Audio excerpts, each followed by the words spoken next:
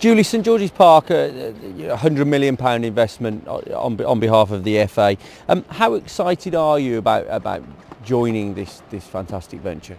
I think like many of your readers, subscribers, people visiting your website, I didn't really know what St George's Park was. I really got excited when I visited the construction site for the first time.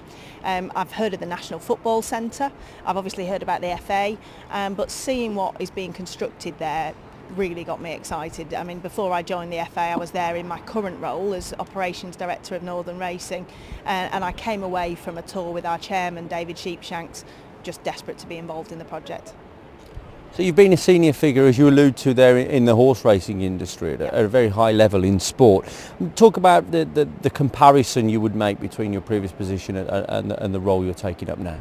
I think like a lot of sports, there's a lot of transferable skills that we are providing customer experiences at the end of the day, that we want to strive for excellence when people come and visit our sporting venues. I think one of the key differences with St George's Park is it's a lot more inclusive. In a horse racing venue, you're there to watch other people participate in the sport, whereas St George's Park, people are going to be coming along, getting involved, playing on the pitches themselves, doing their coaching badges, so it's a lot more of an inclusive experience. How critical is St George's Park to the long-term success of English football? I mean, one of the key things is that it's going to be a home for the 24 England teams, that it's really about trying to get that bunker mentality, and at the minute they're quite a transient team, that they're staying in some hotels, training in different pitches.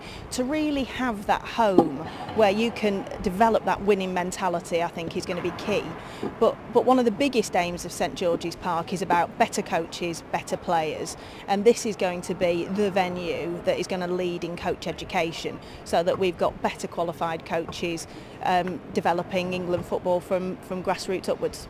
What do you think will be the key challenges in your role and for St George's Park in the coming years? I think one of the key challenges that weighs heavily on me is the England team brand. There are such high expectations with the FA and the England team that people expect excellence, and it's going to be my job and the team's job to deliver that, and that is going to be a huge challenge, to make sure that when people arrive on their first week and years beyond that it lives up to that Team England brand.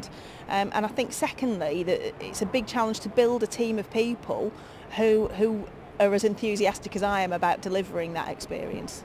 So you mentioned your team there. I mean, what type of skills and how do you anticipate the size of the team looking and really how will that team develop? We're going to have about 250 full-time team members at St George's Park in range of disciplines. It's going to be a really vibrant place to work, because there'll be people there from ground staff who are looking after the replica Wembley pitches, to people working in finance, medical, hospitality. It's a real diverse team, and from entry level up to senior managers. So the recruitment drive has started now. That's quite a major one. I mean, who are you targeting? As I said, it's everybody from entry level through to some quite senior unit managers.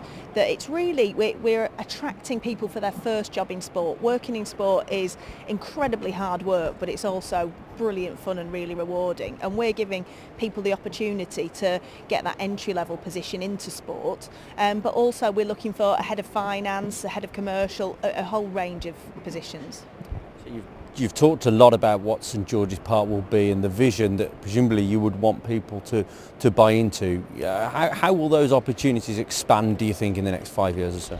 Well, my vision for St George's Park, and I imagine driving through the gates in 5 years' time, and there might be the England women's team training on one pitch. There might be people from the business community who are trying to learn what they can from sport. It's going to be a 365-day vibrant venue, which is all about continuous improvement.